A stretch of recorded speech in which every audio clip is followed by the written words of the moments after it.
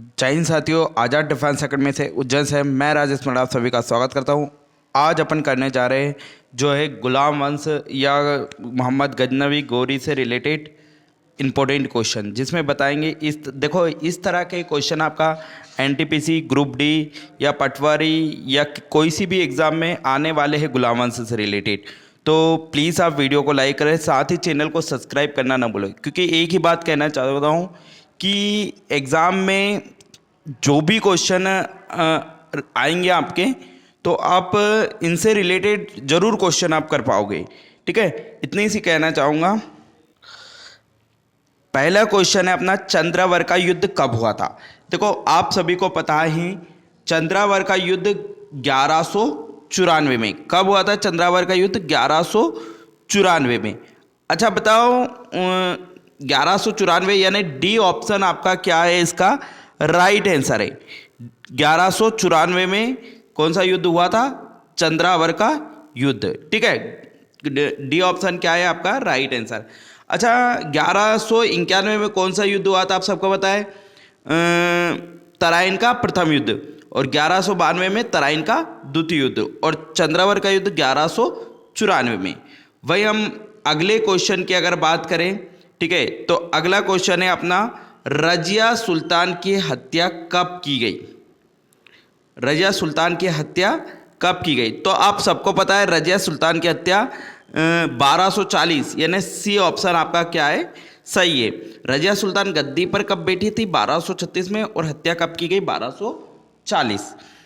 इसके बाद अगला क्वेश्चन की अगर हम बात करें, अगला क्वेश्चन है, भारत में गुंबद निर्माण का पिता किसे कहते हैं?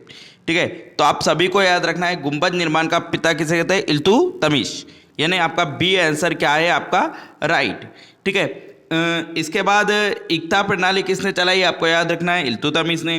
कुतुब मीनार को पूरा किसने करवाया? इल्तुतमिश ने। कुतुब मीनार की नींव किसने डाली थी? कुतुबुद्दीन ऐबक ने। इसके बाद आपको याद रखना है, दिल्ली में अमीरों का दमन किसने करा था? इल्तुतमिश ने।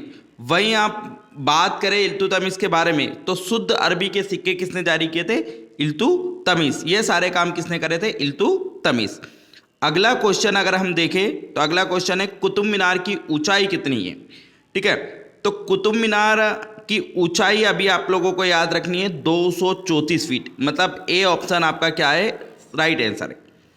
देखो इससे पहले आपको याद रखना है, 5वीं मंजिल जब उसने बनवाई थी फिरोज शाह तुगलक ने, तो इसकी ऊंचाई हो गई है 234 फीट। अगर हम बात करें, अगर इल्तुतमिश ने जो है समय में ऊंचाई कितनी थी? 225 फीट, और इसके शासनकाल में 5वीं मंजिल का इसने निर्माण कराया, तो ऊंचाई कितनी होगी थी? 234 फीट। तो इतना आप लोगों को याद रखना है, कुतुब मीनार की ऊंचाई आपको याद रखना है 234 फीट। वेरी इंपॉर्टेंट क्वेश्चन है एग्जाम के लिए ये। वहीं अगला क्वेश्चन की हम बात करते हैं अभी।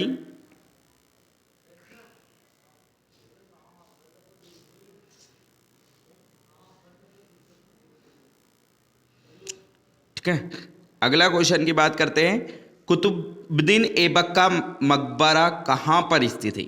ठीक है, तो कुतुबुद्दीन ऐबक का मकबरा लाहौर में स्थित है। कहाँ दफनाया गया था इसे? लाहौर में। अच्छा, लाहौर में इसका मकबरा है। कुतुबुद्दीन ऐबक की मृत्यु कब हुई थी? 1210 में। कुतुबुद्दीन ऐबक गुलाम वंश की स्थापना कब करी थी? 1206 में। इसके बाद याद रखना है आपको, बाबर का मकबरा आप सबको पता है कहाँ है? काबुल में। हुमायूं का मकबरा सबको पता है कहाँ है? दिल्ली में। अच्छा, सासाराम बिहार में किसका मकबरा है? आप लोग कमेंट्स बॉक्स में जरूर आंसर देना, सासाराम बिहार में किसका मकबरा है।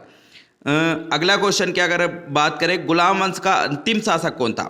देखो गुलाम वंश का अंतिम शासक कौन था? क्यूमर्स।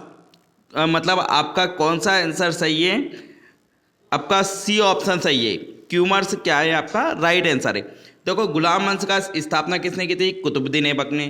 फिर कौन गद्दी पर बैठा था? उसका बेटा आराम था। इसके बाद इल्तुतमिश, फिर उसका बेटा रुकनुद्दीन, इसके बाद रजिया सुल्तान, इसके बाद रजिया सुल्तान के बाद आपका बहराम शाह, फिर महमूद शाह, फिर नासिरुद्दीन महमूद, फिर बलबन, फिर केकुबाद और लास्ट पे कौन बैठा था क्यूमर्स। तो आपको सारे राजा आप लाइन से याद रख लो। एक बार देखो, पहले सबसे पहले कुतुबुद्दीन ऐबक, दूसरी बार आराम शाह की हत्या किसने कर दी थी? इल्तुतमिश खुद गद्दी पर बैठ गया था।